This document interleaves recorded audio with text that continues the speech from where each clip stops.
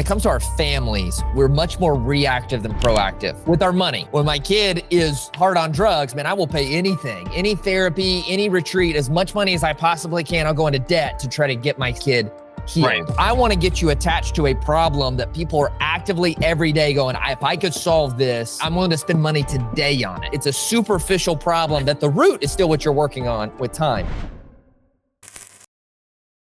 Your calendar, guys, it can be so full. Well, the business just is quietly bleeding. You keep ignoring the numbers and you lose your profit, your energy, your family. I mean, it can all go so fast. You see, Brad, he's stuck in this trap, but I know he can get out of it. And I'm going to show you the shift that changes it all. I have been trying to build out my business for the last couple of years, trying to understand how I can better support my family. Mostly coming from my university background, I am essentially at my cap and I'm tired of waiting right time, right place, et cetera, to be able to move forward. I want to work with those who want to better themselves, want to better others. So my service-based people, so my health and wellness coaches, those who want to help people be better parents, better leaders, better at their speech, etc.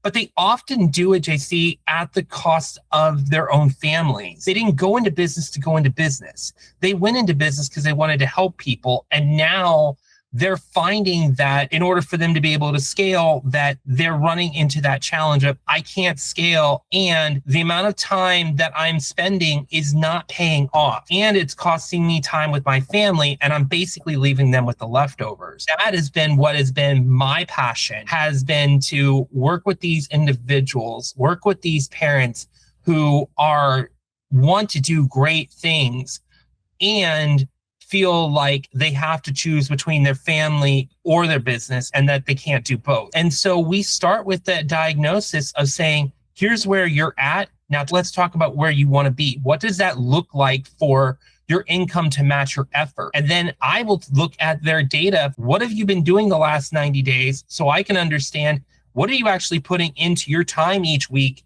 that's actually going to make you money in the next 30 days. And from there, we come up with a business plan. And then it's a matter of, how do you want to work with me? Ultimately, you're helping folks restructure their time, create focus, also know when to stop things to hit whatever specific goal. Yes, that is the first step. Now, when I work with them, we look and say, okay, we've done this first test. Let me look deeper. And I may find that, how are you batching things for your client? How are you networking? What does that really look like? Do you need a market analysis because you've been at it for a couple of years and your skills have changed and there are better ways to price as well? So really it is coming back to how do we get the income and effort? So time is definitely one, but I'm looking at all of the resources that they have at their disposal. So if I am struggling with my fitness, you're going to come in and you're going to help me optimize that, set KPIs, break it down, what not to do, what to do. Give me some of those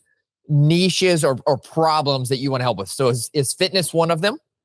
No, fitness is not. Some of the examples that you would help me overcome or... So for example, I had one individual after we had talked and she told me that, and we broke down how she was spending her time. And so she showed me all of her different clients she worked with for the past month. And with that, I also said, I'm like, have you ever done a time analysis to see how much time are you spending for each of your clients? And she had it because she had different prices for her different clients. All right, pay attention here to what Brad discovers. You have multiple clients paying different types of fees, right? You might end up in a situation where your most valuable time is spent with the least profitable work. So I broke that down for her and I said, you realize this client that you're spending 50 hours out of your month on is essentially only paying you about $20 an hour versus this other client that you have right now, this other one up here, that you're essentially charging $125 an hour. Thinking about what was the difference in the work? Why are we working with these lower clients versus these higher ones? Being that person that's on the outside,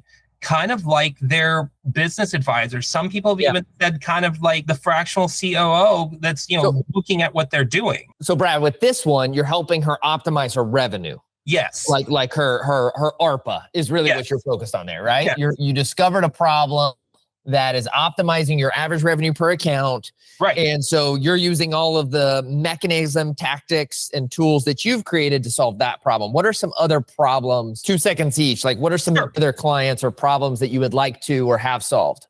Yep, sure. There's the serial networker. That's been a very big one and I will tell them when's the last time you've done a networking audit to actually look at the different communities you've been a part of. How many leads have you gotten in the last 90 days? How many of those have actually been effective for you, and to really think of how do we move that going forward. The really other one I had was someone who was like, oh, I've got all my time and everything figured out. I said, okay, well, show me and let's block it out. And she couldn't account for 20 hours out of her week. That's not buffer time. That's time that's not making you money. Ultimately, you're right, JC. At the end of the day, I'm helping them to make as much as they can with their business, given their resources. Okay, so the first one was optimizing ARPA revenue. The second one was like optimizing networking relationships. The third one was what now? Doing that time audit. Typically, our problem is not time. It's that we want to accomplish different things in our time, right? We want to accomplish different things in our time, and we're not mindful of how we spend our time. So with this last one, what was her actual problem? Was it like, I need more sales, and so my time is the problem, or was it I'm losing a lot of clients? I see this happening all the time. Listen carefully, because Brad, he offers a growing business another client, and she says she can't handle it. If you say you need more sales, but you have no room to actually serve another client, we got a real problem. But it's a structural problem overall. She was wanting to scale, and at the same time, I said, okay, if I were to give you a new client right now and we were on board tomorrow, what would you feel? And she's like, I can't do that. And I said, well, why not? I'm like, you're telling me you want more money, you want to work less time. I'm giving you a client and you're telling me that doesn't work. I'm like, we need to understand, what are you actually doing with your time? That's when we found out only about 10% of her time was actually making her money in the next 30 days. About 30% was doing things that would, help her to know, like, and trust. And then that left about 60% of her things that she was doing that were not going to be making her money, and they were not focused. They were just doing a bunch of tasks that were not connected with how can they ultimately get me to clients. Okay, I got enough. All right, this is perfect. But I think I have an idea here, and I want to play this out with you, okay? Because I haven't pre-thought about this, Brad. So I am a verbal processor, meaning we process things verbally. All right, cool. Yep. So let me get another category here. I'm gonna think of a completely different industry, completely different solution, and I want to think about marriage and family therapy, something you and I would be passionate about. Yep. How do we get great marriages? Okay. Yep. There's two problems that people have in their marriage. There's the superficial problem. Okay. Like, he's not doing X for me. He's not showing he loves me. He's not doing, like the problem that we see. And then you and I both know there's like the root problem, right? Which is typically selfishness, exactly, or something like deeper, right? Yes. Okay. Yes. All right, I love marriage. I love correlating it to business. It's great. So Brad understands the deeper problem his client have. He understands right off the bat, but that doesn't mean he should lead with it.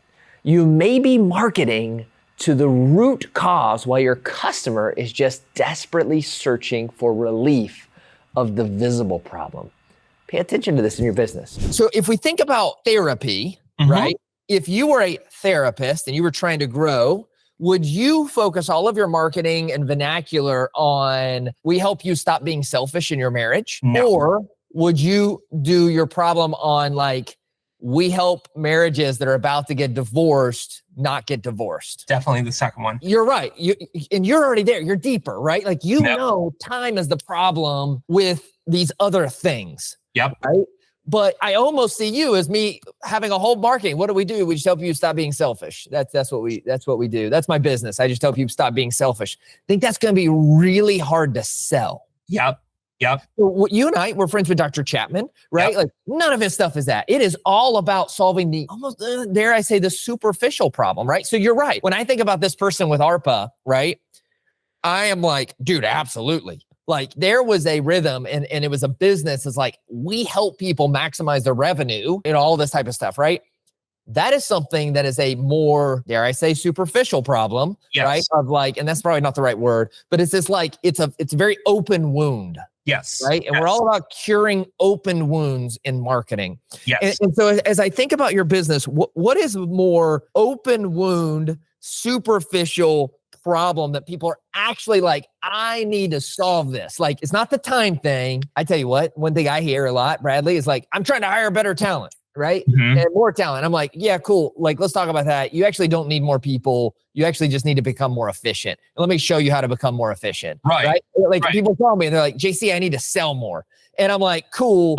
And they're like, I need to sell more and I need to grow my sales. I need to hire a salesperson. I need to sell. And I'm like, yeah, that's great. But no, you don't. You need to take my hot list strategy and do it really, really well. Right. Like, but if I just go out and be like, hey guys, and so we need to think about what is the thing that people every day are searching online to solve. I was thinking with parent business owners, like they want to make sure that they can still have their time with their families. They don't want to miss out on events. They don't want to miss out on those little things. And they want to have the confidence that, especially those that left their 9-to-5, of the, I can make this happen, because, they're feeling I'm putting in all these hours and I'm seeing like a lot of, several people like, it's not paying off. All right. Here's the moment. It's going to start coming clear. He thinks the customers want more family time, but I push him on it. I want to ask. Your mission may be meaningful, but your offer still needs to solve the problem people are willing to pay for. And but there's a deeper reason there, right? Sure. So let's go down that category, right? So I'm a parent. I struggle with this, right? Yep. But normally these entrepreneurs, we already think we know the solution, right? Like, so normally my problem is not, I need more time. Normally it's like, gosh, I'm not profitable enough. And if I was more profitable, then I would have more time. Yes. And so how do I be more profitable? That's the problem I'm trying to solve. Am I actually trying to solve the time problem, or am I trying to solve the profitability problem? I see what you're saying. Like actively trying to, and then here's the next important question, because how much of my energy is thinking every day, I need to solve my family problem versus I need to solve my profit problem. And then that same emotion, Brad, what am I willing to actually spend money on? Right. If I believe one is the impact of the other, right? And so I think you're right. I think you understand the deeper thing and the deeper solution, but I think we are trying to solve specific problems in our business. Most entrepreneurs, especially the ones that you're trying to work with, right? Like the bigger level, right? They're trying to solve a sales problem, a recruiting problem, a profitability like what you did with the ARPA lady, you just solved a profitability problem. Right. And the same thing with the other one. You're like, I'm not profitable. Cool. Let me go in and let me look at this, right? And you're solving that through your time analysis in several different frameworks. But I wonder if your business shouldn't be focused on just that. Think of your health deal. I take businesses as they are. The average business makes 5% profit in the United States, 3 to whatever that number is, Brad. The average businesses profit 5% after their salary, 2%. I help them profit 15%. That's all I do. And by the way, all of those things is what you just talked about, right? Well, I do that by optimizing your time, be it like with your sales approach, with your ARPA approach, with your fulfillment approach. But now here's the deal. I wonder, it's the same business. I'm just reframing the offer completely. And I'm trying to hit a problem that someone is like, that is the thing that I'm actually trying to solve today. It's an interesting perspective. And it still works with my concept of stop doing what doesn't pay the family, because of course I want to make more money. And you're telling me I can do that by doing less. Now I'm definitely more intrigued because, everyone, the common mantra is you have to do more. You have to put in the 10X, all of that, versus I'm finding, that whole concept of, people are like, I just need to bring in more leads. I just need to start this new program and stuff, but they don't realize that they never didn't have the capacity to do that to start with. And now they're getting overwhelmed, and that it's like a house that you're trying to put water through, where if you try to put all those different resources in and you haven't really made sure that you don't have leaks and stuff within your structure, it's just going to make a big mess. That's right. But I'll get back to like, where do people spend money? People spend a lot of money. There's a lot of different ways I can go with this, right? When it comes to our families, we're much more reactive than proactive, unfortunately, with our money, right? Yeah. In other words, when my kid is hard on drugs, man, I will pay anything, any therapy, any retreat, as much money as I possibly can. I'll go into debt to try to get my kid healed, right? However, how much money do I spend on like the opposite side? Not so much. I'm just kind of praying, hoping I'm a good parent, right? Like, so I want to get you attached to a problem that people are actively every day going, if I could solve this, like I'm willing to spend money today on it. It's a superficial problem that the root is still what you're working on with time. I also like the numerical value on this, Brad, that you could definitely do. Because if you could actually put out case studies where like, yeah, I work with clients, I'm very picky. I work with clients that start off making less than 5% profit. And after 6 months working with me, they're typically profiting 20% more with no more revenue. Like we literally just make you more profitable. How much value is that?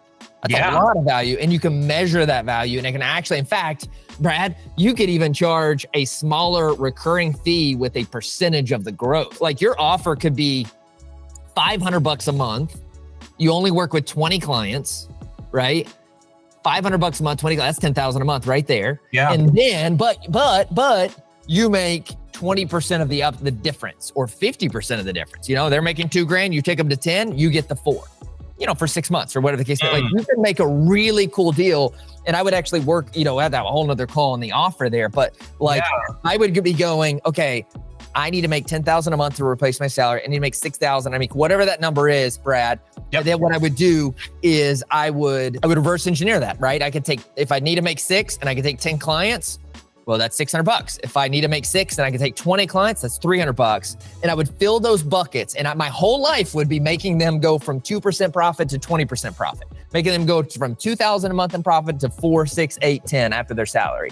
And then I would make more money on the back. And I'm telling you, I have 3 people right now, Brad, that I'm working on that are doing 40,000 plus in revenue and are not profitable. And you, with what you're doing, because you have time and energy and this is your passion, you could easily help them, easily. And I guarantee you all 3 of the people that I know that I'm personally working with right now, all 3 of them would pay you $300 to $500 a month to come in and specifically work with them on this problem. I like that because it's a lower threshold and a lower space to bring in. And it shows that I'm willing to do the work and to show I'm going to get you the result and put more trust. And I think that's a very smart play. The pricing model here, there's some gurus, you know, obviously, again, these guys are signing up and selling stuff, right? So would you rather pay someone $10,000 to coach you that's telling you that you should charge $10,000 to $20,000 a month and I'm going to teach you how to do it? Or would you rather pay $10,000 to someone who's going to tell you, I'm going to teach you how to sell $300 or $400 things, and eventually one day you'll get to 10? Well, the first one sounds better.